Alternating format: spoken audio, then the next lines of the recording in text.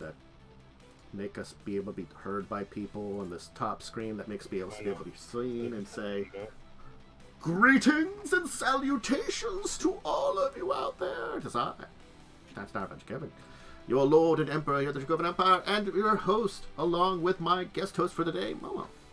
Hi. For Discussing Tabletop. It is February 25th. It is. We're almost done with February. Almost. Next week we'll be done with it, technically. You know? Yeah, on the 28th. Yeah, and next time we have this show, it'll be March, and we could feel like, you know, I don't know. I don't have any good sayings about March or something. That's when Caesar got assassinated. Hey, there you go. Which tore the Roman Republic apart. You know, it was less republic. It was empire. I believe it was still the Roman Republic in the time of Caesar, though he did declare himself dictator. Because I know they went from little E empire to big E empire. Yeah, which makes a difference at some point. Anyway, enough about history. I don't know the history of antiquity. That's a Cell question. I would take Cell or Joe. Both of them had like. That's them. I only know modern history. They're history nerds. Degree of modern history that I've never used. Look, I have an associate's degree in mathematics, which sits there and looks funky. And also, it's my claim to nerdhood. Nerd. Anyway, I guess let's talk wizard stuff. Yeah, there was some stuff. Before we hit the D&D 1, which I guess is the big thing to hit on. That is the big one, yeah.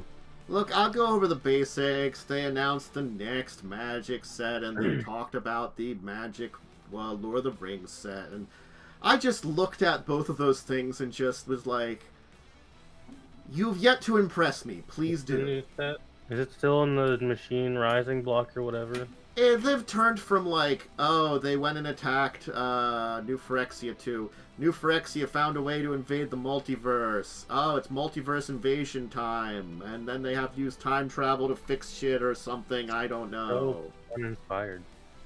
Yeah, I mean, like, we already know time travel's the answer.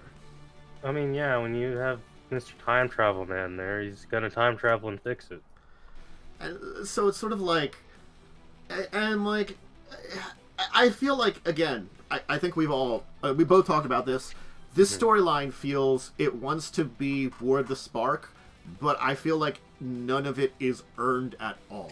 Build up to it. You had like 2 sets before this happened. Yeah. Granted, those sets introduced like 2 really good characters. Hey, you aren't used to much characters in this one. You know, I don't know. I know the Emperor and Kaito have cards in one of the new sets, but they're not, to my knowledge, they're not really in the storyline. Well, and Marvel has done this kind of thing too, I would say. Marvel too. Did literally use time travel. Yeah, they did literally use time travel. I mean, like, honestly, whatever, they still... I feel like Marvel at least built up a big story properly. They had a lot of movies before they did the big... Yeah, that's the difference. That's the difference. Yes, you can take or leave the fact they used time travel to do a thing. They at least had a build up to that point in time. This is stupid. But... Yeah, this was, we did some stuff back in the day. We did a couple hints at, like, in 3 sets, you know, where they really weren't the opponent or the enemy, or you weren't really foiling them. They were just kind of there, and they were also in the set. Like, that's the difference. When it was the Nicol Bolas shit, it was Nicol Bolas shit was actually going on in these places they were visiting, where it's like, oh, we're visiting this place. Oh, there's also some shit related to the super powerful evil Planeswalker dragon that we're gonna have to fucking deal with. I feel like that's the thing, you know. It's just, I don't know what they're going to do with this, but I just want them to, like, impress me. If they pull off some kind of landing, great. If they don't, that's what I'm expecting. I just want... I mean, this is my hot take. I don't care about any of the old Planeswalkers. They're old and boring. I want exciting stuff, like new Planeswalkers. Yeah. You know, like the Emperor, Kaido, whoever the lady from Capenna was. You know, those 3. Those are interesting. Make more like them. More interesting characters. I feel like that's definitely a thing. I don't care about Johnny and Jace doing shit for like the 20th time. They're old. Yeah. And you don't improve their characters at all. They're the same. You know. No, they like never change. Yeah. No character development. But hey, Lightning, good news, there are Kitsune in Magic the Gathering. Yes. So there might be a Kitsune Planewalker eventually. Yeah. Maybe, who knows? If they ever go to Kamigawa again. I mean, hopefully they would with how Neon Dynasty went. That's the thing is, it's one of those things. Is Neon Dynasty? I feel like revitalized the ability to go back to that place. Yeah, it was also like one of the highest selling sets of all time for them. So, and then there was an immediate drop off because their sets were bad. Yeah, they have one good set and a lot of bad ones. Anyway, and then we've got. To non-fanfare, their Golden Vault book came out this week. Oh, it actually came out, huh? It did. I was like, that was the thing is, there was no fanfare anywhere, and the only even on their website, it didn't pop up on the D&D's actual website under their products until this week. Nice. So last week, it wasn't up there. And I'm like, are they updating this anymore? The D&D website? Yeah. And then I, popped in this week because I still checked it. I'm like, oh, hey, Golden Vault's in there. And it's been released a couple of days ago. What? Another anthology book, which are the worst books. Yeah. In my opinion, because they're like borderline not usable in a lot of games. But I mean, depending on who wrote it, will probably have some decent stuff. I think. Once again, I think Mark Hulme's donated his time and effort to write something for it, like he did with Candlekeep.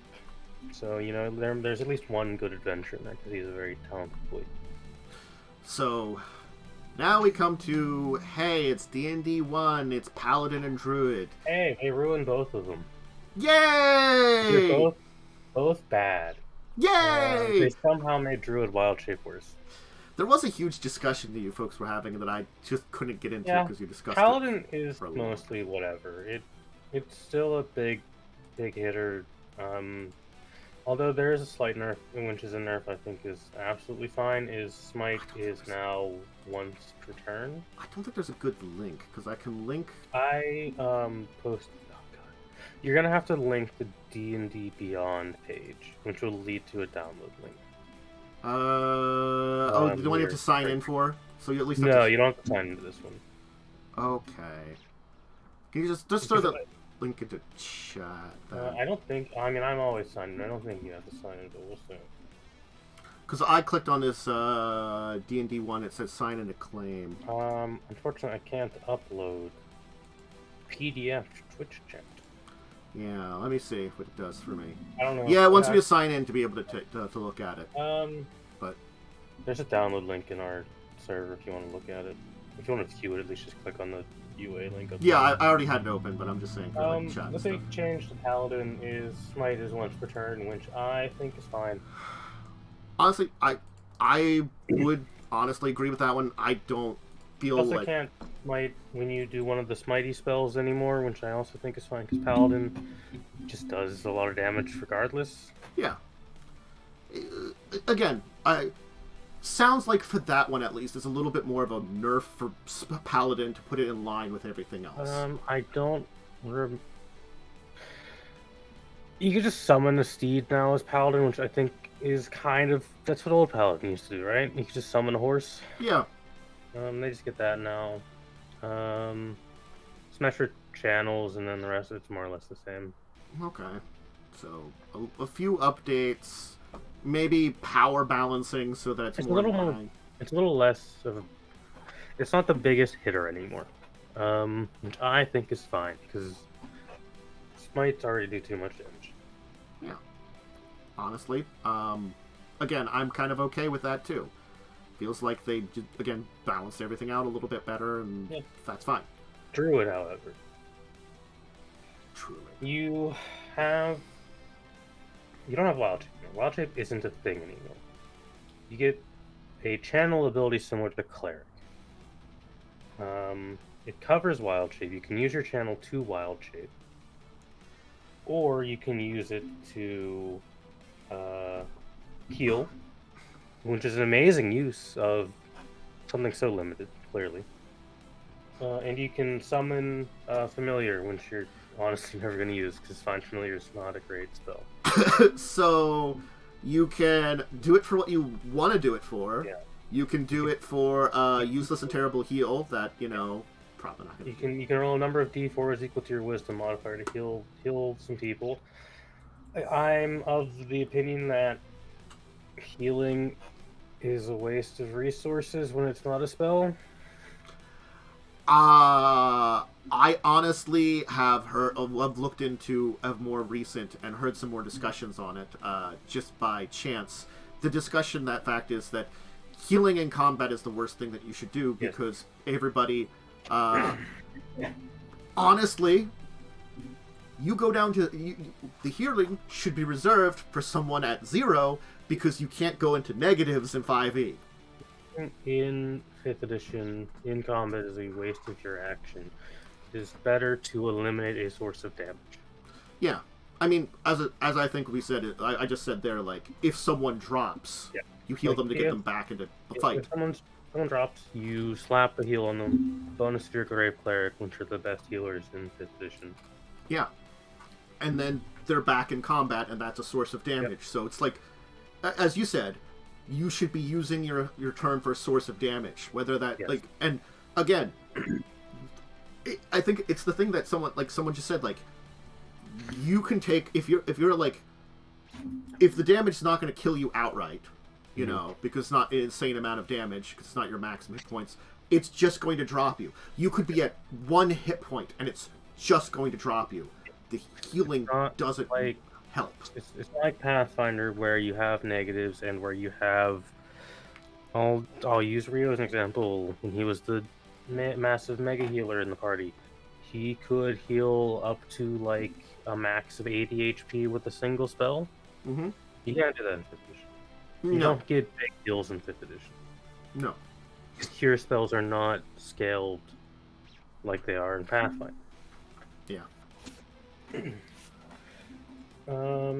As for the changes to some of the other abilities, I've never played a druid in 5th edition, or if I have, it's been for one-shots. I don't really remember what they get, but you kind of get a lot of the same stuff. You get your like climb speed, you do get multi-attack now as druid, which helps your wild shape a bit. But you get, like, you can, at X level, you can get something with a climb speed. At X level, you get water. 9th, you get flying. Right? There's nothing different about that. That's just 5th edition. Yeah. The problem with Wild Shape now is instead of picking from a list of animals via their CR, you just get 3 stat blocks. Land, sea, and air. The problem is, and others have pointed this out, it takes away the ability of the druid to see something and turn into it and use its abilities, because every animal is going to act functionally the same now when you wild shape, right? Like, a dog is going to do the same amount of damage as, like, a tiger would. Mm-hmm. So right, it doesn't matter. It doesn't matter what you pick now. That's kind of just sad. Yeah, wild shape it's so generic. Yeah. It's just you're basically you get an animal companion, but you are the animal companion. That's it. There's no more uniqueness to wild shape with this. It's laughably terrible. And then they go to talk about Moon, and it's like, you can cast abjuration spells with wild shape, which is kind of whatever. I don't think Druid gets a lot of those. You can bonus action unarmed strikes. You can bonus action wild shape as Moon. That's kind of the same. And then you get your elemental wild shapes as Moon Druid. That's it. Those are the big things. They're both bad. I've not seen a single positive reaction to either of these. Yeah, like, I'm gonna go on a limb here, because they do say power level at the beginning of this. Honestly, scaling back and balancing some of the classes, I'm not against that. So something like the Paladin changes sounds like, okay, whatever. If they're a little bit more balanced with some of the other classes in their kind of like type, okay. That means like, if Fighter, Barbarian, Paladin, whether they have a different flavor, they at least feel as powerful as each other, since they're the upfront smackers. I'm okay with that. Druid, I don't know what they were doing. I appreciate them trying something new and something very different, but it just doesn't work. Yeah. And I haven't seen anyone like praising or happy about the Druid UA here. It's just bad. The Paladin one is the Paladin one's whatever, but the Druid one's just terrible. And I think that's the thing about it is, the Paladin's one is just a whatever kind of thing. Paladin's still going to be one of the strongest classes. Yeah. Right? You can't really take that with Paladin. It's always going to be strong. And so they've expanded the spell list for Divine at least, and Primal there too. We get a more full list of what is Divine and what is Primal. And updated and spells get some new wording. There's more clarifying rules on Find Familiar, which is good. Yeah. Otherwise, it's just more clarifying rules on it, which I think is good and needed, but it's otherwise the same spell. And why did they... It does stat block now. It does stat block, which I think is actually good, because it means the familiar is more useful. Yeah. Now here's something I'm going to say, because honestly, I'm unsure why they had to include this here. Why 4 epic boon feat? Oh, because those are capstones now. At level 20 you get an epic boon. You just get them. They're not going to be an optional rule in this edition. all capstones are now 18, and then at 20 you get an epic boon. Ultimately, it's kind of whatever, because you're never going to make it to level 20 anyways. Like, I guess reducing the capstone to 18 is kind of what they're, and this was said in interviews, is that they're taking all of the classes and making them all in line with how they progress. What that means for the mage classes, I have no idea, but at least so far everything else has gotten everything at the same scale. I mean, which is good and bad for reasons. Like, I'm going to admit, the basic concept of class gets thing here at this level kind of stuff, I don't mind that kind of thing as long as they're very different. Like, I feel like this is something that Pathfinder 2nd Edition does, because they're like, all of them gain ancestry feats at the same rate, and skill feats at the same rate, and usually class feats at the same rate. But the thing is like, the class feats are like, what the fuck am I taking in comparison to what the fuck am I taking? They're night and day, they're completely different. So, I just... I'm sorry, go ahead. I was just gonna say, the way 5e works and D&D 1 being a jumping off point from 5e feels like you're shoehorning that into it, while Pathfinder 2nd Edition was built from the ground up with that as a format. Yeah. It also comes with the issue of, and this is a core issue with 5th Edition in my opinion, is in other systems, like, again, I'll use Pathfinder, is the closest thing to Wizards D20. In Pathfinder, you have your class level and your character level. There are two separate things. Yeah. In 5e, you only have your class level. You don't have a character level in 5e. I mean, I understand how 5e can kind of be both, and the necessity, because there's like Pathfinder 1st Edition, if we're talking about that, there is a good reason to distinguish between class and class level, character level, and stuff like that. Because I could be this race with base hit points, the species that, like, I get a couple of extra hit dice, or I can be something that's got a level adjustment still. I'm a half dragon. I got some level adjustment in here. And, you know, I think I agree with you. There's some times where that distinction is good to have, though, too. Mm-hmm. But, again... Mostly an issue when feats come into play in 5th edition. It makes multi-classing worse to not have a character level rather than a class level. I agree on that one. That's where, like, the main issue. Concept of it. As for other things in this UA, it is more rule clarifications. The big thing here is ritual casting is something everyone can do. It is no longer a special type of action that only some classes get. And short swords are now a simple weapon, which they should have always been. Yeah. But otherwise it's just other rule clarifications and such.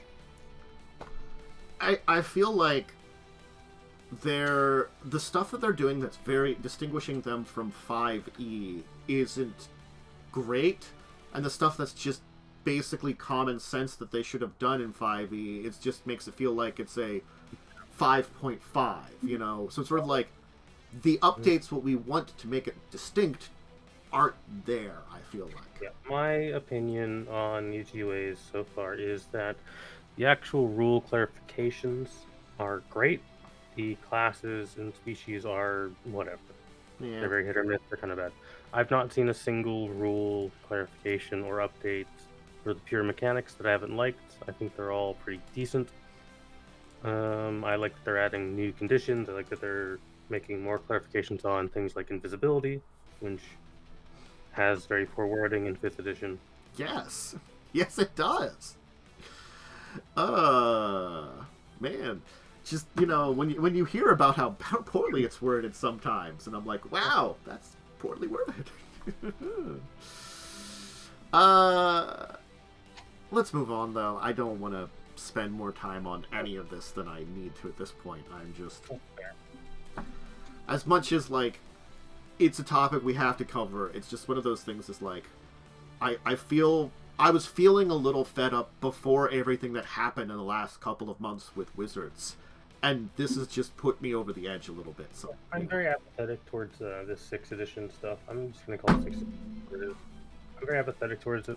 I don't really care. It's, from what I've read, it's not for me. Yeah. I mean, we'll talk about it. We'll check it up. And maybe they'll fix things before they finally put it out. I don't know. They're listening to people, at least, with these, because these changes are changing every UA, so they're really listening to the feedback. Hey, positive direction. Paizo talked about their monthly releases. I did want to mention it just because there's one really interesting book here that is out. The Treasure Vault book. Yeah. Seeing people talk about this one. Yeah. So, I mean, like, they've got their usual, the adventure paths for Starfinder and Pathfinder 2nd Edition, and a new, like, hardcover book, some society things, all that kind of stuff. But the big release that came out this month was Pathfinder Treasure Vaults, which... I gotta be honest, this is one of those things that I like a lot. You know, I like my... I think it can be good. I've not seen anyone talk about, like, doing deep dives into the equipments and stuff, but yeah. I really think that in a game like Pathfinder, more items is good. Yeah. Like, they got new weapons, but some of these are reintroduced weapons, like Earthbreaker and Falcata. You know, ideas about, like, different materials for armor and shields. Tattoo items are back. Yeah, more alchemical items, which I do like because there's this entire classification. Before Alchemist, like, even with the Alchemist, there's a classification of alchemical items, but they don't have a really big selection of those. Things like the magic tattoos they had are kind of cool to have come back. I never really used them, but I find them an interesting idea. A couple times. They're mostly okay. A couple of them are pretty good. Most of them are like just a small bonus. Yeah. And I gotta be honest. I think that my joke always was that, you know, yes, you're never going to find all this in one place. You're not going to have like Magic Walmart, you know, like it's just like the Magic Item Emporium or something. where it's just like all the magic items laid out. You know, honestly, the either third or 3.5 book with like, you know, magic items that they had it that it looked like they would do that, you know, with the pictures. That was silly. But more variety in items also means that you can find stuff that's not just, I get stat bonus to this thing here. Yeah. New and interesting items are always better than just items that are pluses, in my opinion. This book also apparently comes with new crafting rules, which is good because 2E's crafting rules were not very great. I didn't have a chance to look at most of them. Like, the only ones weren't as good as 1E's crafting rules. But again, 1E's crafting rules were also expanded upon with an old ass another book. So they you know, they worked hard to get 1E's crafting rules. So it's something. And they're improving on it with every book. For the most part, some books are kind of lame, but just pass on it. Yeah, I mean, like, not all books are going to be perfect, but at least they try to their best to expand and add things that make more interesting and better options. This is also a thing with 5th edition as well. At least it was, because I don't know if there's going to be any more big 5th edition books after this year, but they are still improving on 5th edition as it goes. Yeah. I feel like 5th edition didn't improve very quickly, unfortunately. But... No, it didn't start improving until very late into its life, unfortunately. Yeah. Oh, 5e. But so yeah, Treasure Vault. That's the big one that's out. But if you want to check out Free Lightning, yeah, when a player does ask for magic items all the time, it is annoying. That's the benefit of Pathfinder is there's just magic item stores, and you do a roll to see if they have something. I think that's the difference between like something like Galarian and Forgotten Realms. Is Galarian, it's a magical world, but like magic items everywhere. In Forgotten Realms, they're more of a rarity. Yeah, but it's also like they aren't the end-all be-all, because there's a lot of just generic, I make a tinkery piece of shit magic item, you know, and the market's flooded with that. It's like, I got this magic thing. What does it do? It lights my fire! It's a magic fire stick. Does it do anything else? No! In 5th edition, honestly, the items are a little more powerful. That's why they're a little rarer to get. Yeah. I'm gonna say both are fine ways of taking things, and honestly, you know, it's up to you. I just wish they gave prices in 5th edition instead of a very wide scale, because it leaves too much for me to decide. Yeah. Oh yeah, 3rd edition Forgotten Realms would have had them for sale though, like, you know. Absolutely, but 4E and 5E did not. 4E had prices for stuff at least, though. Did have prices, but you were meant to mostly give them out as rewards. That was the one thing. When I played 4E, we were like, this is stupid. Let's just buy it. It's like, here's how much money you have. Buy things. And we're like, great. Give you the option for buying them at least. Yeah. Like, you know, I think that's something that 5E needed, was like the option of buying. Well, whatever. Treasure. Check it out. More items are good. We got 2 things related to Modiphius to talk about. Oh, yeah. One of them which you pointed out. And just launched today. It did just launch today. And hey, as we keep saying, and I keep pointing out, just because I do like the system a lot and I have fun with it, more Star Trek adventures, just more missions that they throw out there. That's an orb ship. It is an orb ship. What ship is this? I think it's supposed to be the USS Daedalus, but I don't know what ship class. I've seen the ship class before, the big old orb one, but I can't remember what it's called off the top of my head. I don't remember what any of them are called except for the Galaxy class. Oh, it's an Olympic class. Ah, Olympic class. I don't remember what show these are from. Maybe original series, would they be?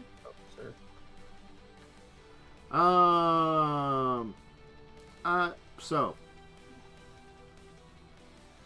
DS9. Ah. I don't remember anything about that. Okay. Still, nonetheless, this is a research project leading to an ethical dilemma kind of thing. So, yeah, you're testing the Prime Directive and where you can stretch it, / you know, are you willing to break it kind of thing. I don't think we've had a lot of these in the missions that they've surprised. Maybe they've had. But it's very Star Trek to have this, so. Yeah. So I'm fine with that. It's, again, I feel like because there's a variety in Star Trek, having a lot of these, that you can get which ones you're very interested in. You can kind of they've got both the bigger ones that you can pay a little bit of money for, or the smaller ones which are, free. Yeah. That's both good. The free one's probably more bare bones, but, both are sources if you want to. Yeah, I mean, every adventure they've released does at least feel like a Star Trek episode.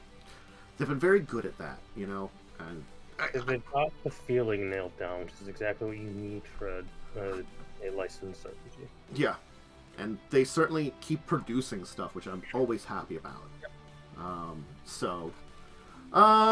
Yeah. If you're interested in it, check out. It's 8 layers deep. Ethical dilemma kind of adventure. Certainly always interesting ones to use in your Star Trek world, and certainly don't get a lot of those in that. And it's the link to the actual store page is on the bottom of the blog there where they talk about it. That I linked. Oh, yeah. The other thing is, of course, this... I don't know. I was looking at this, and this is both in the... I don't know why it fell under here, but in Humble, it's both in the games and books, which normally the RPGs only... the tabletop RPGs only fall under the books. They don't fall under the games. Normally it's video games, but why does this follow under both? It's also the miniatures game. Oh. Primarily Wasteland Warfare, but there are a couple of things for the Fallout RPG in here. Okay, I see. It's a big bundle for a miniatures game I am very much a fan of. Wasteland Warfare, very good and fantastic miniatures game. You get a lot of the books for it, including a campaign, which it just helps run battles smoother. You get a bunch of the STLs, so if you have a 3D printer, you can print out some miniatures. And then there are a few books here for the Fallout RPG, which is fundamentally attached to Wasteland Warfare. They are both compatible. Yeah. You get a expansion book, and you get 2 stories, which is nice. You get also some character sheets, things like that. Overall, I think this is a great deal, especially because this totals up to be about $300, and it's $18 for all of it. Yeah, which is really good. And again, especially if you have a 3D printer, you get the STLs for Train, which Train is usually very expensive. So certainly, yeah, you get a lot of good things here. Again, that 3D printer. I wouldn't help me. But, yep, wouldn't help if you're not someone who plays Wasteland Warfare. It wouldn't help, but if you are, this is a very good bundle. Come on, I mean, mainly wouldn't help me because I don't have a 3D printer. But that's also true. 3D printing is expensive, and I'm envious of those who can afford one. I know a few people that do, but I would have to travel to them, and that is a difficulty because it's sort of like, oh, that person has 3D printer. They're way across the country. I'm not going to go visit them for 3D printing. Expensive, and then the materials are also expensive. They're a good thing to have, though. Honestly. They're very handy, especially if you do a lot of wargaming. So, if you do have a 3D printer and even if you can't, you have at least the files for it, great. The books and stuff for Wasteland Warfare are there, at least, you know. It's pretty much like all of the important books. So, you can get those at very least, even if you have to still go in and purchase some of the miniatures and stuff, You at least have a basis for playing a bunch of the game. So, check it out. Hey, we got some more tabletop-y stuff in this one, which you would put in there. A Grim Hollow Kickstarter. Yeah. There's a new Grim Hollow Kickstarter. This time it's an adventure book, which I believe is the first one they've done for Grim Hollow. To the very cold, far north of Atharis, in the Valakan clans region, which are very Viking-y Norse people. And it's typical Grim Hollow, so you're going to be fighting horrific abominations, affronts to God, all that good stuff. The usual. And there's more transformation rules, which I am a big fan of the Grim Hollow transformations, even if they're a little strong at times.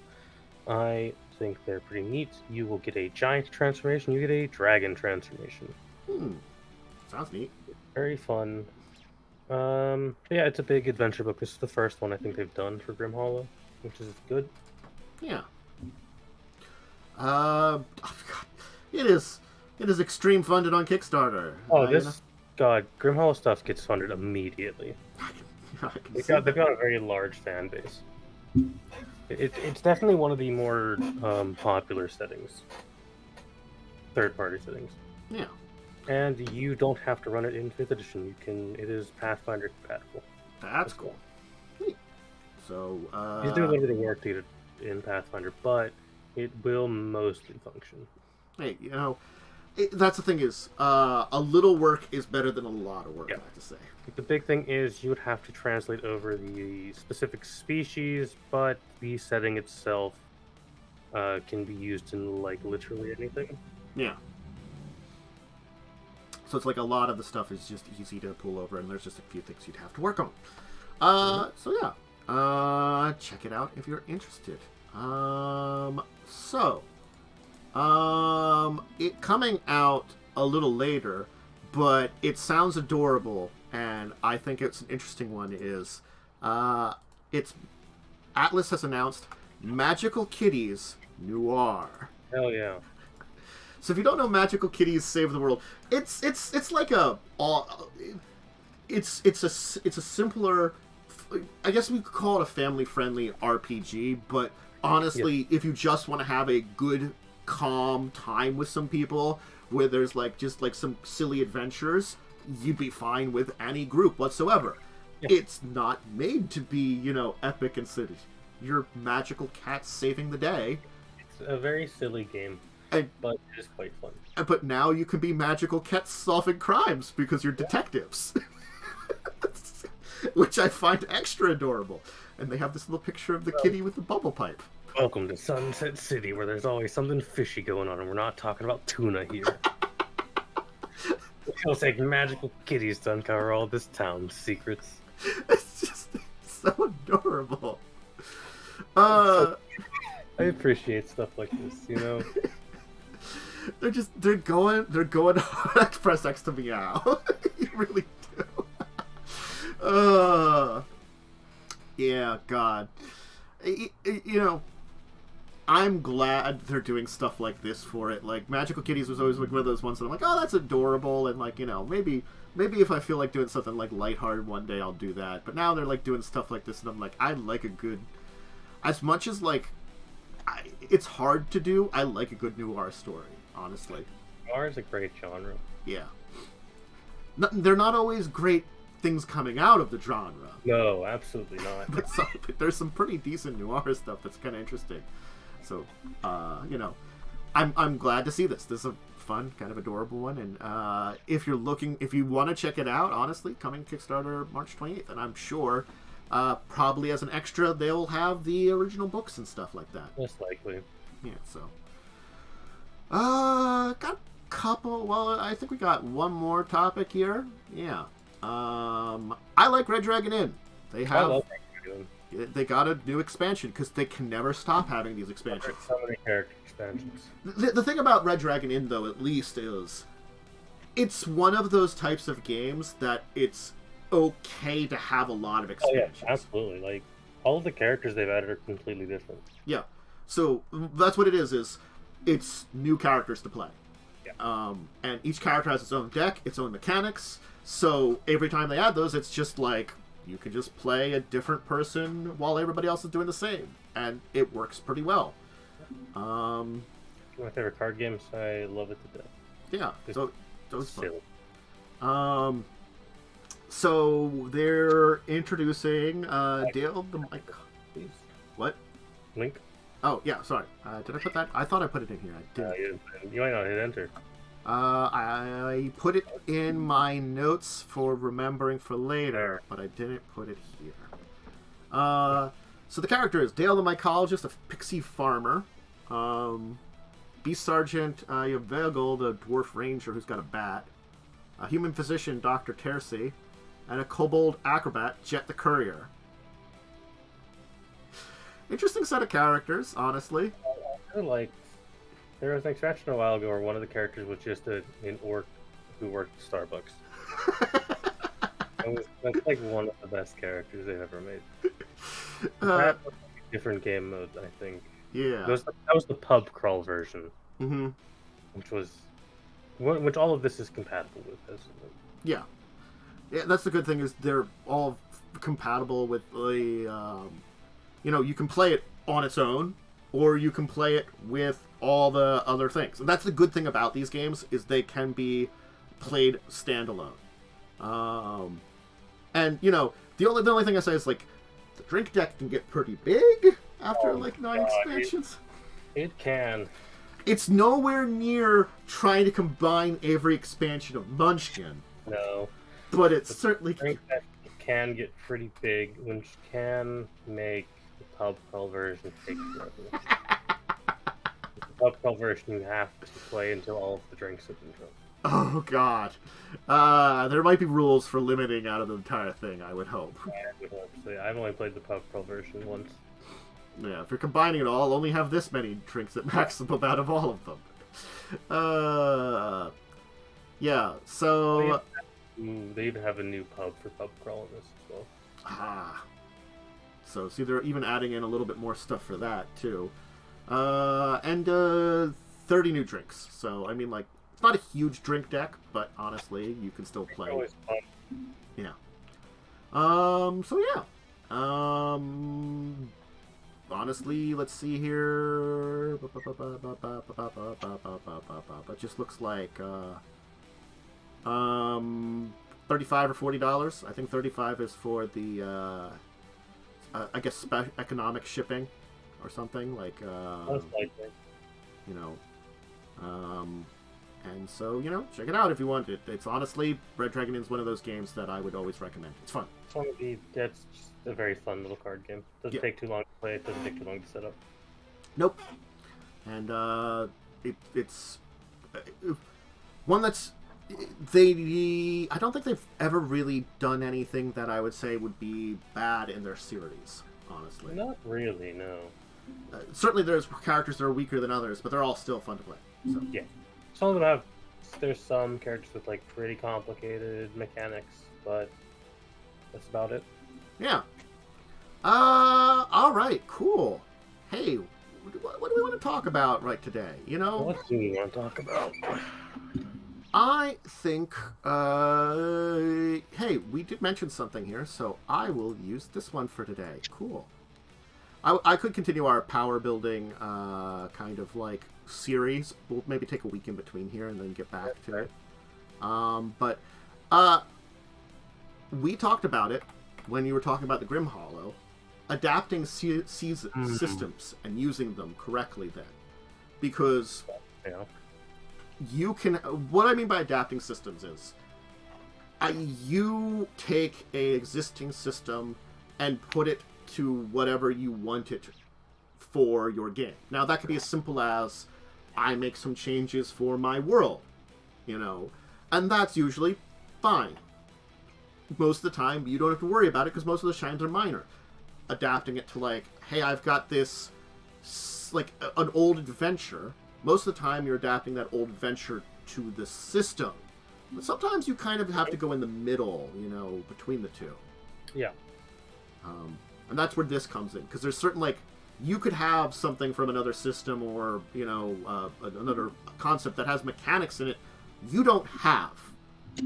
And I honestly was hitting on this with, if people didn't check it out, I might say check it out. I'm still getting my footing on this tabletop content I'm doing for, long-term content. But I took, because this is something I did back in the day on my YouTube channel. I basically kind of talked about some anime series that came out this season, and then I also talked about which ones would be interesting to use in role-playing games and how you would do that. Mm-hmm. And that's where it comes in, that there's a lot of weird things when you're adapting a world. Yes. Which it doesn't have to just be anime. It could be movies, TV, books. They might have mechanics that don't really work with what you're doing. Something malleable like Besom is a lot easier to do any of those with, because it's an anime system and it's made for anything. But something like D&D or Pathfinder, technically you still can use those.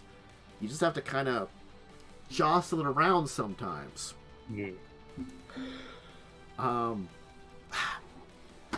think the thing about this, the entire reason I wanted this to be a topic too, was that there are lots of worlds, concepts, and ideas that all of us have, whether it's something based on something that exists or something that you came up with. And adapting a system is basically the easy way of saying, I don't want to write my own thing. Mm-hmm. Yeah. More or less. Yeah. I have experience with adapting and granted, this is like cheating a little bit because it was a Pathfinder adventure. Mm-hmm. I did adapt the Haunting Fairstone to 5th edition. Yeah. I did do that. It took a lot of effort, but less than you would think, because again, it is a D20 system, both of them. Yeah. Mostly the annoying thing was figuring out what DC should be and what items to slot in, because certain Pathfinder items don't actually exist in 5th edition. I mean, there are certain concepts that, like, hauntings, you'd have to treat a little differently, but I feel like... I treated them as a trap instead of how they're meant to be treated, and I think it worked out okay. Yeah, that's the kind of thing I was thinking about. Like, if you just made them a trap, that's fine. That's the kind of thing, is you have to figure out where it would move into in that retrospect. And, like, certainly there are plenty of things that, like,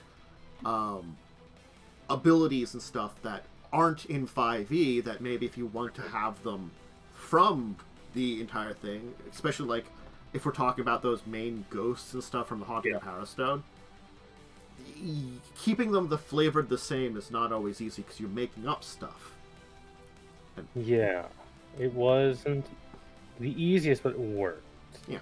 And it took a lot of tweaking of custom stat blocks and such. Yeah. And bending a lot of rules.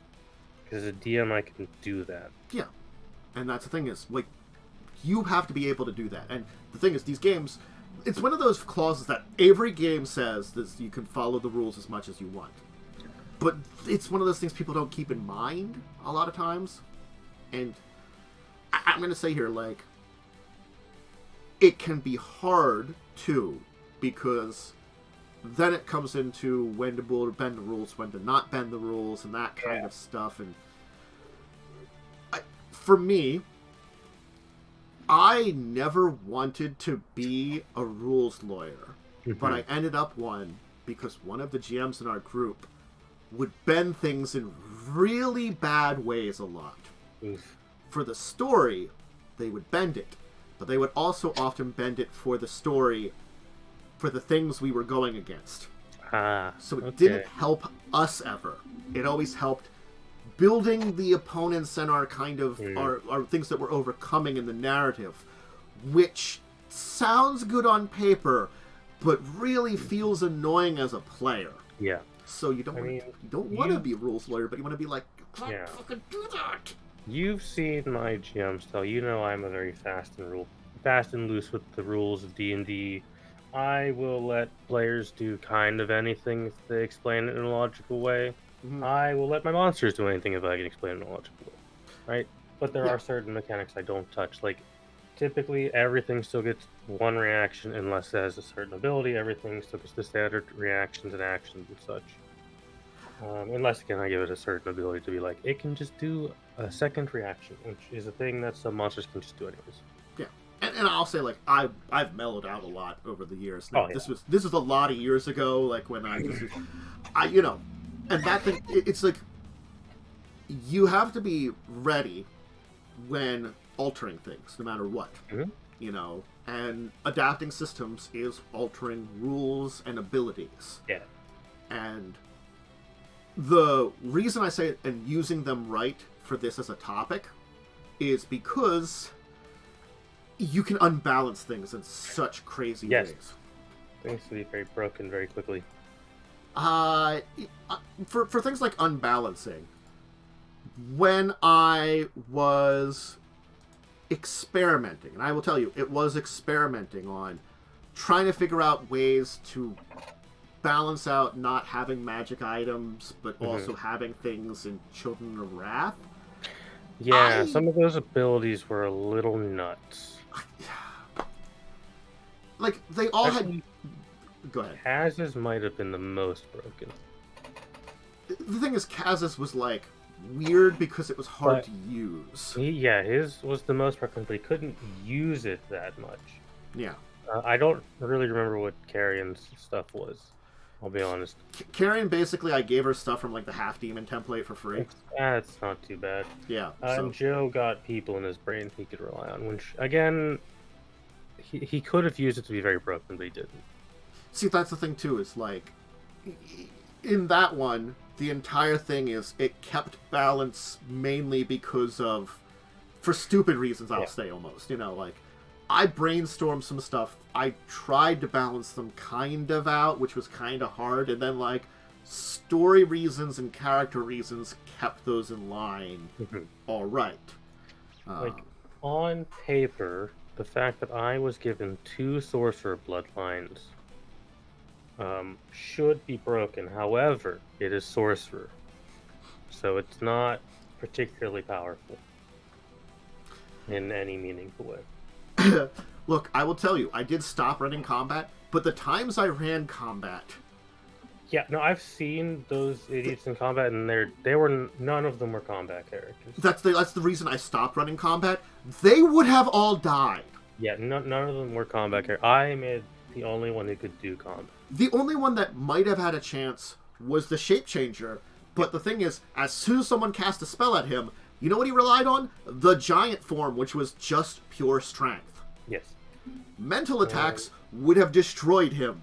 Carrion was a barbarian wizard, which is a multi-class that doesn't function. Kaz was an artificer, but it was fine, but like... Yeah. You know, he really didn't do a lot as an artificer, and, you know, it's just like... I feel like and we did have some characters where Maxwell and Wintress who were fine at what they did, but they were...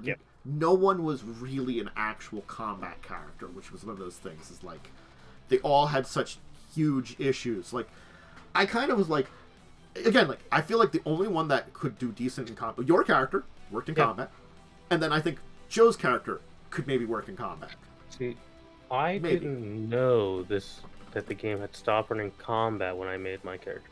So I was like, okay, this high-level character, I'll finally do something I've always wanted to do, fighter sorcerer, right? And I never got to use it in combat.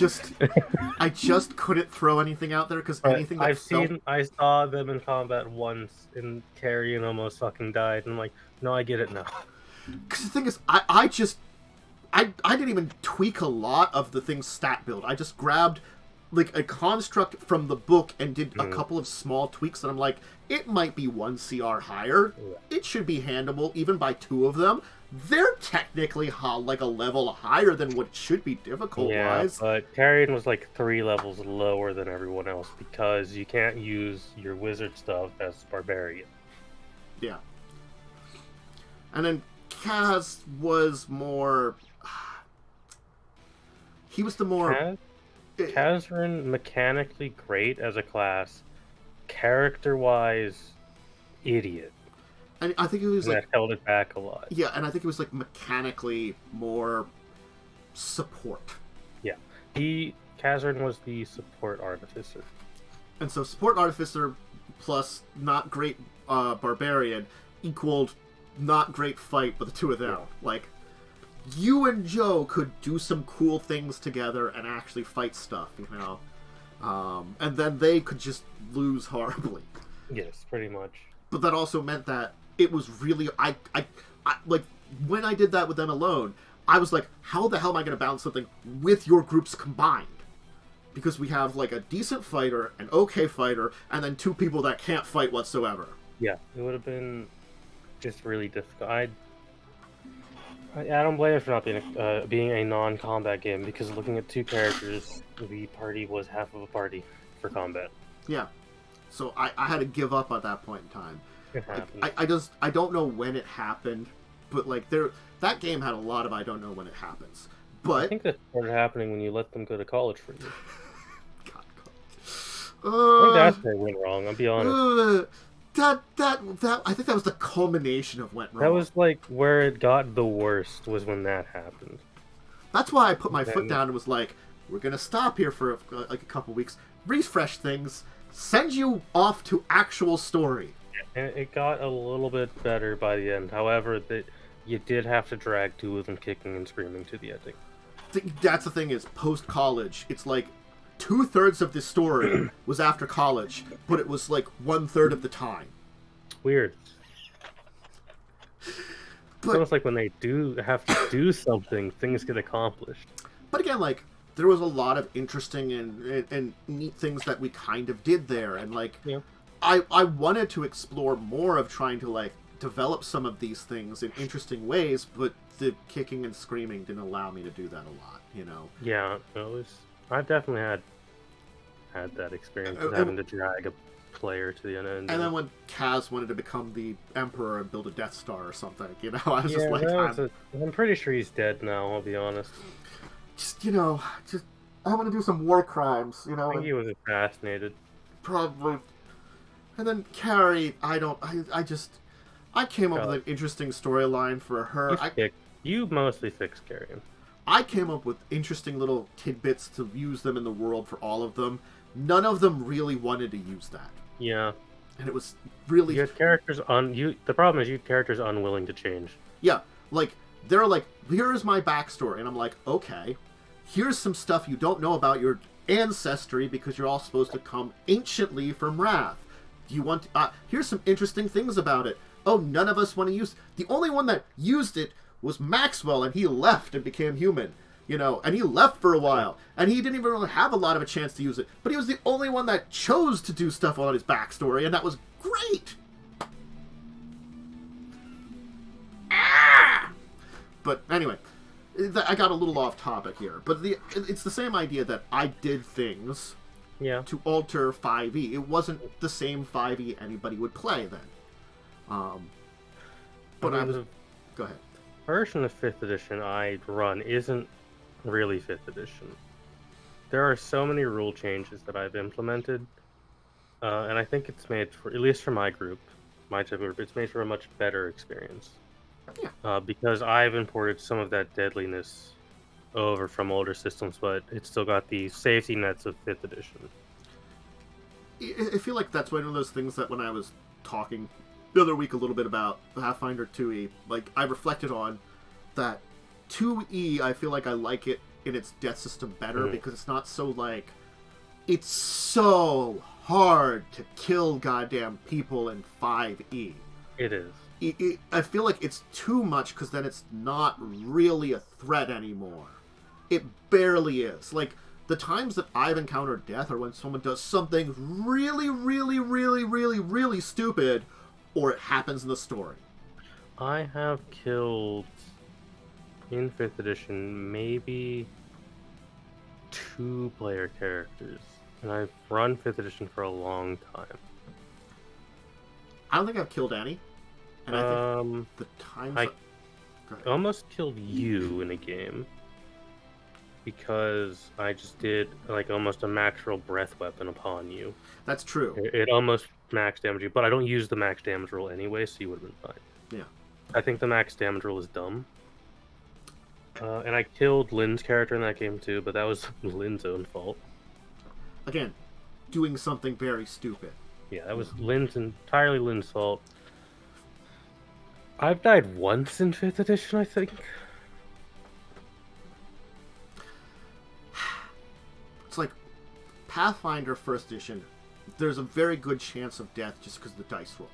Yes. 2nd edition, I feel like it might hit that like sweet spot because it's like you still have a good chance of death, but there's still like a defense level because it's not like it's like hybrid between the two from like 5th edition and normal.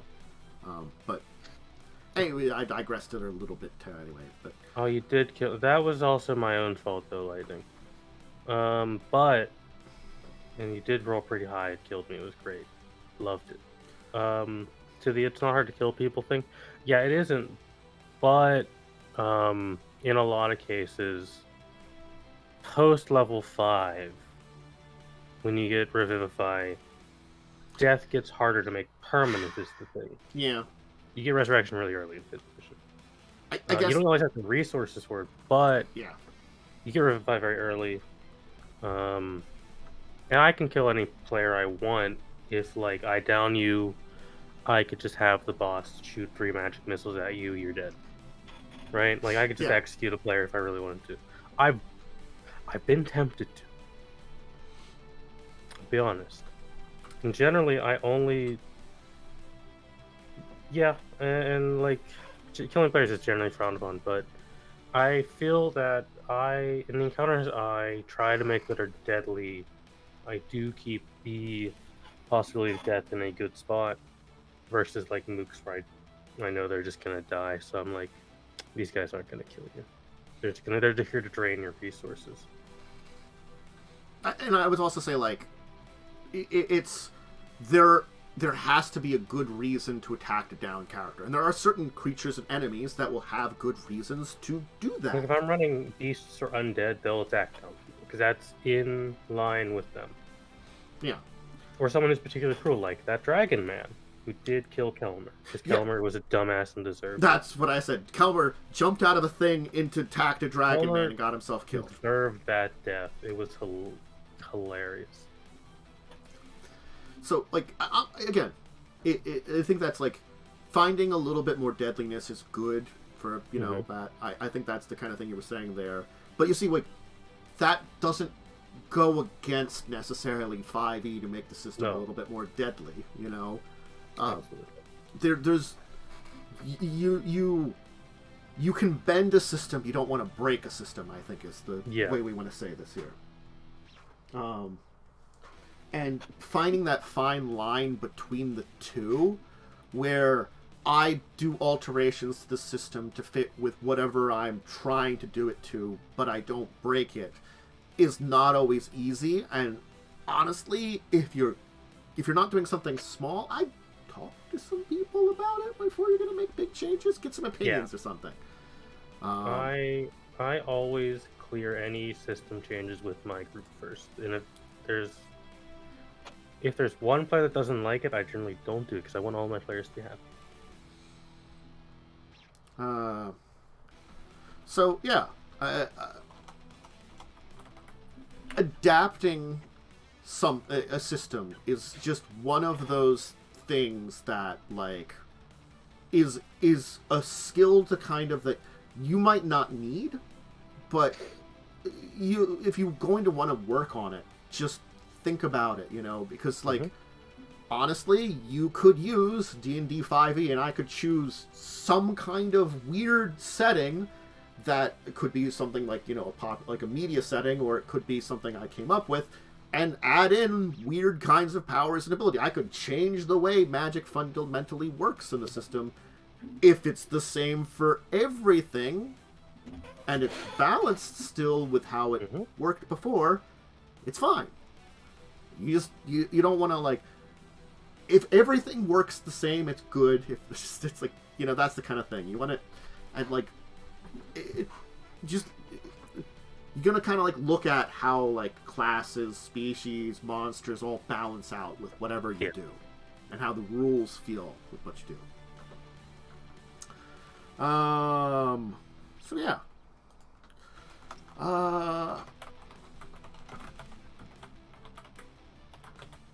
I don't know if there's anything else I want to hit with this one here.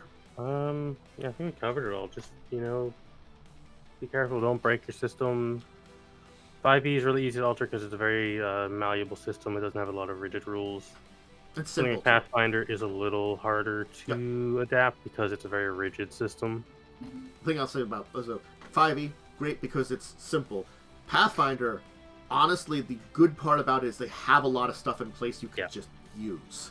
Harder to meld rules, but you might just find something you could use in one of the optional rules or one of the weird rules that are out there. A lot of optional rules and weird books of Pathfinder. There's a goddamn magic word system that they have completely written out that if you just want to use that for your magic, it's perfectly fine, and they provide it. And guess what? It's a completely different magic system that you can just throw in there. No. Or sacred geometry. Don't use sacred geometry. No one ever uses that. That is an affront to all things right in the universe. It'll make a player's turn last 40 minutes. It's too much. It's like the most banned feat, I think. I can't believe what I thought the most banned thing was goddamn apprentice wizards, which I don't even know where to find that nowadays, where your apprentice wizard can have an apprentice, and someone talked about doing that, and I'm like, I hate this concept beyond belief, and they never did it, though, fortunately. But that's a weird, stupid thing you could somehow abuse. Yeah. My apprentice has an apprentice. I have a bunch of NPCs with me. Fuck you. Just fuck you. No! That's usually stopped by a DM saying no. That's what you have to do. You just have to be like, no. No. Sacred geometry is an actual feat you can just take. At least if you really want a sacred geometry, there's a app on the phone that I actually have to calculate that. There's sites and apps to calculate it out for you. That's at least something there, but it's still just a hassle. Same with master summoners. There's just things that you say no to because they just take up too much time and are too much of a hassle. But true. And again, like, if you just really want to use something easy, go for something like a Besom or even like something like a Besom's built in the malleable. Things like a World of Darkness, because the system is a relatively simple one and has a lot of weird options for different directions. That's a little easier one to use. There are times and places for something closer to Shadowrun. Be careful when using something like Shadowrun. I mean, if you just want a quick and dirty custom system, I am of the opinion the easiest one to do is just 2d20 because it relies on a single equation. Yeah. Skill plus rank plus... It's like attribute plus skill equals number, roll under number. Yeah. And that's a good one. You know, the 2d20 system certainly is. Very, very simple, easy to change. Yeah. It does... Again, that one's very good for not a lot of the fancy stuff, but if you just need a simple system for an idea with a couple of fancy things, that might be good for you to look at. So there's a lot of good systems to check out, just, you know, for using. And that's the thing is, if I'm adapting something or I have an idea, and you might start with 5e, maybe 5e is not the best for you for whatever you want to do. Look at other systems first. Yeah. And then if you feel like 5e or Pathfinder or wherever you started with is best, you always come back to it. And there are tons of custom 5e systems that people have made. Which helps too. Like if you want to do a Dragon Age, one, there's a Dragon Age RPG that exists. Two, there's probably a 5e version of it. Yeah. And that's the thing too, is like there's... Not Avery, but it's sort of like, that's one of the reasons I do like the thought experiment. I was doing it with anime because I'm an anime fan. I'm going to always be eternal nerd there with that. You know, gross. Too bad. But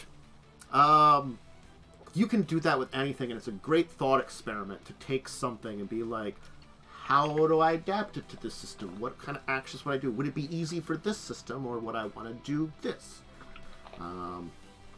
So, you know, adapting things. It's good. It's a skill that might come up when you're creative. Yeah, it do come up a lot. How was your week in gaming? You start on the Sunday, don't you? We did start on Sunday. Sunday was the day I did nothing in a session for the most part. Because we split the part because playing in Earth. In the good old US of A, in the alternative year of 2020 where COVID didn't happen, So better timeline. We are split between states. I am off on my own doing things in Colorado. The rest are in New Mexico doing things. I got up and left my chair for 10 minutes. And then I come back, put on my headphones, and hear that Cell's character is running from the FBI now. Because he's apparently wanted for murder. I don't believe he did the murder, but I did miss a decent chunk of that. Well, that's a thing that happens. Yeah, so that's something, again, literally not my problem. Although it might become my problem.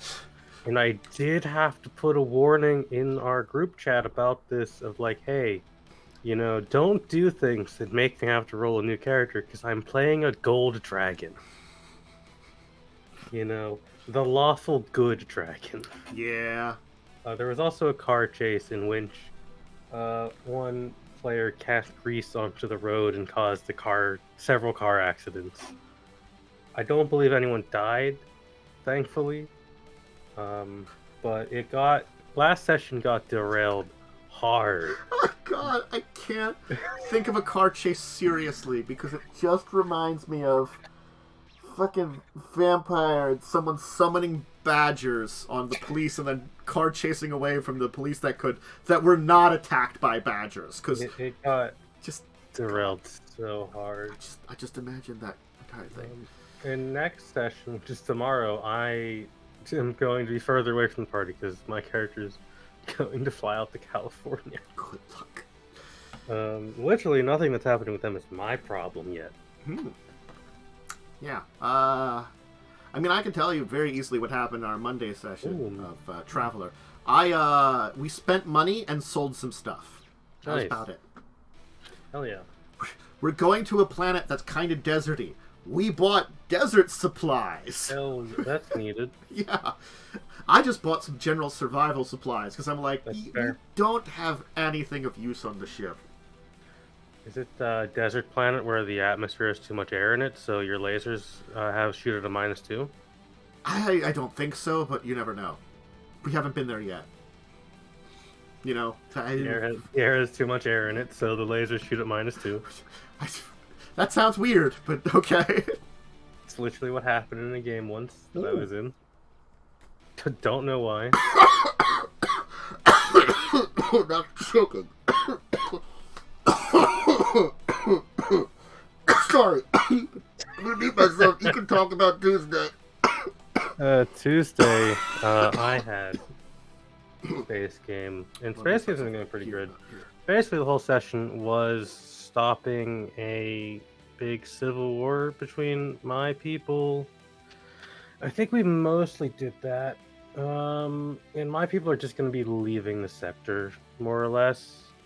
But before we leave, we're probably going to cause one of the planets to burn down because they're assholes. Because they're a big asshole fascist military regime, so they're probably going to get all their secrets released and they're going to have a big planet-wide civil war. Which is exactly what they deserve. You okay, Tantus? You alive? Okay. Sorry. I stopped coughing. I just had to get, my eyes were watering from coughing a bunch. I think I tried to laugh while in the middle of taking a drink, and it just messed up things there. It happened. Yeah, Tuesday's been alright. We basically stopped Big Civil War. My people are going to be pretty much leaving this sector entirely, I think, at this point. Yeah. Because we have to go make sure our homeworld is burning to the ground. Hey, important goals. My character got to meet up with her spouse, so that happened, and then someone tried to assassinate me, and they got incinerated inside of a vent for it. Oh, that's pleasant. Yeah, I have pyrokinesis abilities, so I incinerated someone who was an asshole. I guess you prevent an assassination by just, getting rid of your assassin. Yeah. It was really great, because Lightning's character kept making stone walls so the person couldn't escape. Oh yeah, the person did go invisible a lot, which is just the most annoying fucking mechanic. Wow. It's just like the rules for invisibility are so shit. We had a Wednesday game where you went to a nice demon tower, which turned out to be not a demon tower. We did. It was a great session until the curse. It's going so well. It was. I feel like it. You failed some checks, but they weren't the worst. Like, you didn't really need to make the checks. Yeah. What I feel like the thing is, like, there were, like... I feel like the attitude of, let's just push forward was not a great attitude, because I'm like, yeah, Cell said it, like, we have a limited amount of time, let's rush through things. I'm like, that really... I wanted to take it slow, yeah, but unfortunately, I got outvoted. That has, like, ideas sometimes, but, like... It has consequences. Yeah, the consequences of that are usually worse than, like, I'm buffed for all these battles. Yeah. I'm like, it's never actually a good idea. It looks like a good idea on paper, but it really isn't. Cell is what you would call a min-maxer. Yeah. So I'm like, Joe failed some checks, not by a lot was the problem. Yeah. So if like, people had taken a second look, or, like, had, like, actually, like, thought about some of the things you were encountering rather than let's go, you probably wouldn't have run into some of the problems. And I'm like... It's less running into the curse. It's more that in any system, I just think curses are badly designed. No, especially because at the point we're at now, all a curse will do is delay progress by a single day. I mean, this delayed it by 3 days, but it's still... Yeah. You were right. It just delayed time. It was a drain effect. That's why it delayed it longer. But most curses would be a day or 2 days. It just slows the pace down to a crawl to have to deal with. I feel like certain types of curses. This curse in particular, like, I knew there was a curse. I hadn't read up on all the details of the curse in a while, so I didn't remember it. You know, I'm like, oh hey, this thing's cursed. If you do this, you get it. You know, it's like I'm not checking all the details, like, when I'm refreshing myself, because I've read this, you know, months and months ago, you know, through it, and I'm like, but like when I thought about it, like after it, I'm like, yeah, this curse here, it's not. You're not going, like, especially because only one of you made the save. Mm-hmm. You're not gonna stay there. You're gonna leave. It's one of those things. It's like, because the way it was handled was basically just that we leave. Hey, we'll take X amount of time. Curse gone. That's basically how it went down. Maybe if only one of you were affected. Yeah, if one person was affected, we might have pushed on. It also just feels genuinely terrible to fail a check which isn't super high when you have a plus 14 will save. Yeah. Like, the thing is, the DC was, I think, like 22. Yeah, I could have easily made it. I just rolled really low, and it is always going to be disappointing when you have a high save and you miss it by just, like, such a small amount. I gotta be honest. I think everyone that failed it had the same boat. Like, I'm sorry. Jacob, Arcanist, wisdom based, or they're gonna have at least a high base. They have high will saves. Yeah, same with the freaking. I'm sorry, the War Priest. Mm-hmm. Like, the only one that I was gonna say, like, had a more reasonable chance of failing was Joe, who used their charm life and still fail. I think. Yeah. The one that shouldn't have made it did, which was Yakul. Yeah. But it happens. I think the tower is cool for the most part. It's got the problems of it is still a Pathfinder dungeon. Yeah, it's not long though. Is the thing too. That's why I didn't really feel too bad about the entire thing too. Like, it's the problem which we encountered in Carrion Crown a couple of times. Of the dungeon was really long. About midway through, someone got cursed. We had to leave for a couple of days. Yeah. At least, again, like this one is.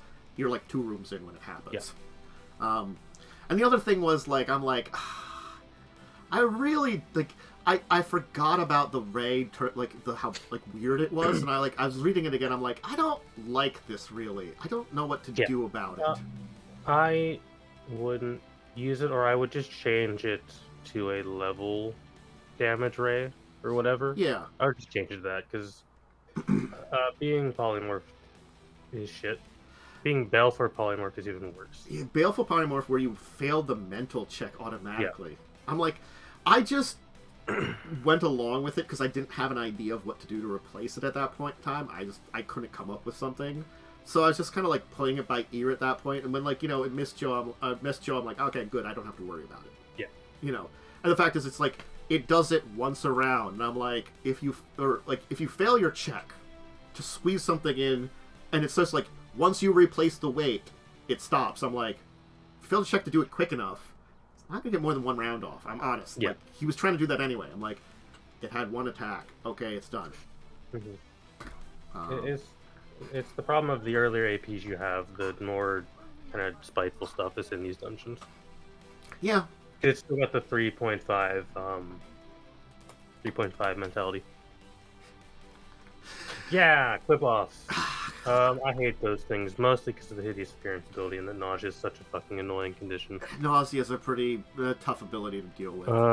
Luckily, it'll probably be fine.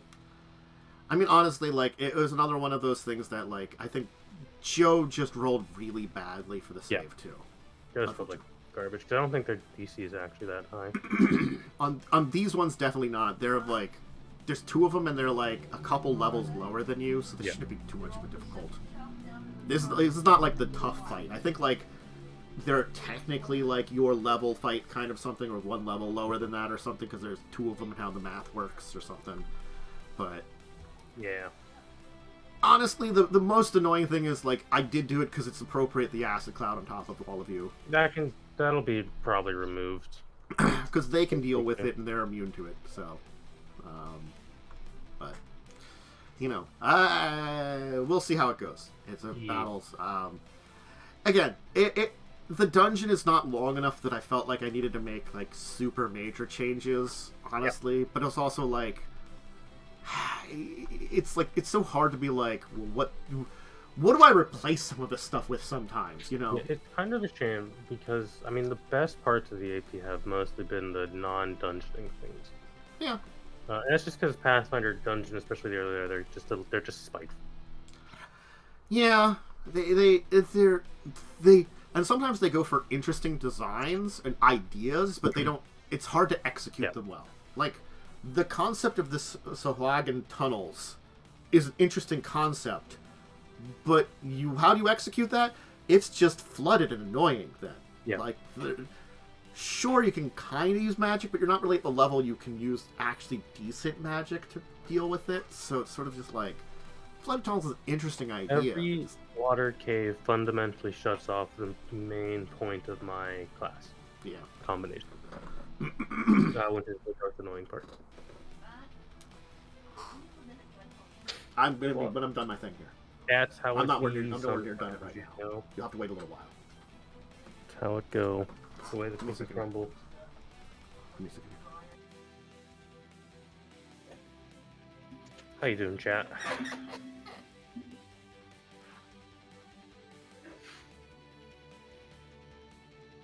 Yeah, ocean casting is not great, that's true. It's fine. Now unmuted from stream, so stream can hear me again. Ooh. I could have muted both, but that doesn't whatever,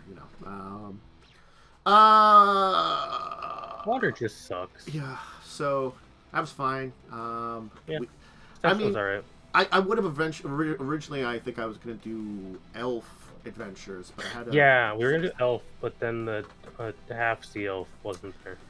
Yeah, Power outages. I think you could have dealt with it without the half sea. But I feel it's related to him, so like he needs to be there.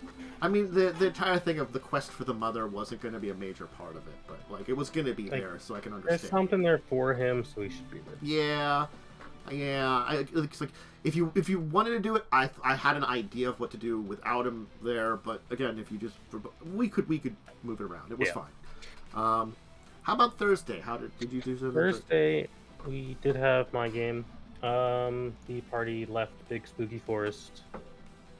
They encountered a small man in a tree with fairy wings. Pretty cool dude.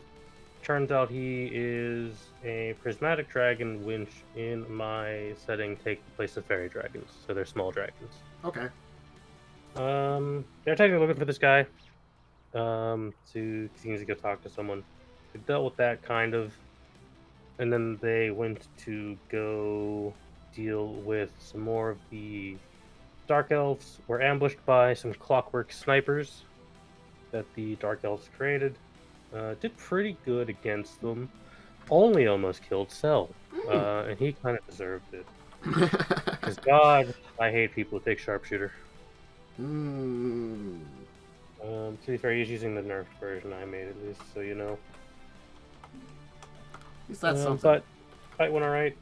Druid turned into a huge-sized elk and shoved multiple of them out of a tree. Lightning had some spell combinations to get himself to 26 AC, so it was, you know, pretty good fight altogether. And then they went and raided a camp and dealt with the people. Found out that the Dark Elves are making trade deals with Fey creatures. The Fey creatures need a spell book of some kind, and the Dark Elves were basically going to get the knowledge of how to make weaponized cloud kill, basically. Oh, wonderful. Because they're super mad about that. Also, they are looking for a way to combine it with the plague they made a couple hundred years ago. Ah, nice. Because these people don't like humans, and they're very fanatical. Alright, well, sounds like a good time. How about Friday? Friday was skipped because I think Cell went home to his family, I think. Okay. The game that will never end. Sounds like that sometimes. Just keep missing sessions. Sounds like that sometimes. Happens, you know. So hey, and if you missed it, Tuesday, talked about.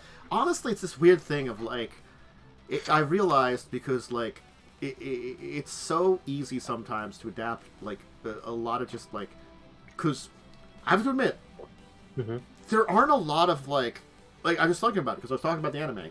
There isn't a lot of like sci-fi or modern day right now. There's a lot of like fantasy things. Yeah, fantasy's like the big hotness right now.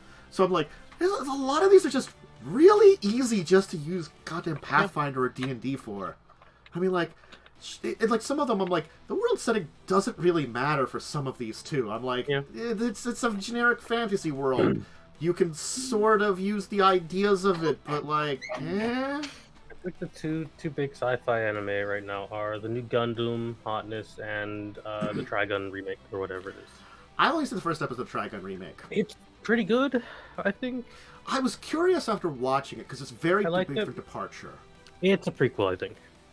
I was also thinking maybe it might be closer because I know there was the... It is supposed to be closer to the source material. Because there was the original Trigun that was done, then I think that wasn't very long, and then there was Trigun Maxim, which was a lot longer. Yeah. Which was... I think it's... Closer to I don't remember Maxim, which one it's I think it's closer to Maxim. Because I compared it when I thought about it to, like, the original Full Metal Alchemist to Brotherhood, you know, and I was wondering if it was close to that. Witcher Mercury, I have to finish up. I like Witcher halfway Mercury, through. I liked. And I don't watch a lot of anime, so when I say I like an anime, it usually means... I have a weird tolerance for Gundam in certain ways, and other ways I don't. I love Gundam. It's so stupid. Some of them are so too stupid. Stupid. Some of them are I can live with the stupidness, but like, you know, I don't mind a giant robot anime. I just have to be right. And then if you missed it, I talked about Ustalav on Tuesday or Thursday. Only one of the only fleshed out settings. There are some like really fleshed out. Yeah, really fleshed out that country. There's some other fleshed out countries, but I guess because there's been 2 adventure paths there. Yeah. I finally got, because I couldn't realize what had actually happened at the end of the adventure path where Whispering Tyrant gets freed. The unnamed adventurers, aka the players, kick his ass, and he just goes and pouts on an island. Yes, he's still there. I'm like, still there though. I'm like, they don't. Yep. I'm like, wow, that's still like a big. He tried to ascend to godhood, and he's still a lich that's like level 20. I mean, think that's the canon ending. Yeah. The book, because the canon endings are always like bad and good. Yeah. But like I think the good ending is you just kill him because he's a fucking asshole. Yeah. Well, I mean, like, I think the idea was, like, you To be maybe... fair, Lich is hard to kill. Yeah, you might have killed him, but he's like, I come back because of Phylactery, because fuck you guys. Liches are just hard to kill in general. Yeah. In Pathfinder, at least. I mean, I thought they always were, because, they, you know, it's like... I mean, I think I know in 5th edition, Phylacteries are, like, easier to destroy. Ah. A little bit. Well, in 1st edition Pathfinder, they're pretty easy to destroy, technically. You can find it. Finding them is the hard part. Yeah. I mean, like, you know... you know, it's interesting to hear, like, you know, to dive... Because I knew, like, before I, like, did that, I, like, had known, like, half of that stuff. I dived deeper into a little bit of stuff, like, you know, about some of these things. And I did come to the realization when I got towards the end of it, I'm like, I'm just going to kind of stop, because I'm like, I'm getting to information that's just too much in, like, close, and it's just not as interesting stuff. When I was, like, I thought about talking about the different counties there, and I'm like, most of them are kind of eh. There's not a lot of information on the actual counties themselves. They give basics, and like the book I have, whatever I can remember. I can remember it was like Rule of Fear or something. That one actually is pretty good at like giving the basic information if you wanted to use one of these places. But like, it's like 3 pages, 2 or 3 pages on a place. It's enough, but it's not. It's enough to run something there. It's enough to run something there, but honestly, it's like, I don't need to go over that stuff. It's like, there's some counties. I mean, Chelix is, I think, the one with the most information on it, because it's like the big one. I'm sure, I want to do more of these, but I'm sure some of them will be pretty quickly and quiet, you know? Yeah, a lot of the nations don't have a lot of lore. Like, Lastfall doesn't really have a whole lot, I think. Lastfall's mostly based on, like, Uslav. I mean, their entire founding is... we have the Shining Crusade. Well, we gotta guard this guy we imprisoned somehow. Lastfall it is. Yeah, and Chelix is like super lore. Yeah. 9,000. I mean, like, I did a campaign in Druma, so I may want to talk about that sometime. That was one I just made up a campaign for, which was kind of weird. But that was a fun one to do when I did that. And Druma's a really interesting country, because it's, we worship money. We have Pope Money, and Pope Money runs our country. When our entire religion is just money. We don't really worship a god. We just actually worship money. They're a really weird country. Another good one is, what's it called? Galt? Oh, yeah. France? Yeah. It's a good one. It's got a lot of lore to it. So, I think visiting them will be interesting to do, because, you know, as I said when I was doing that, Forgotten Realms has...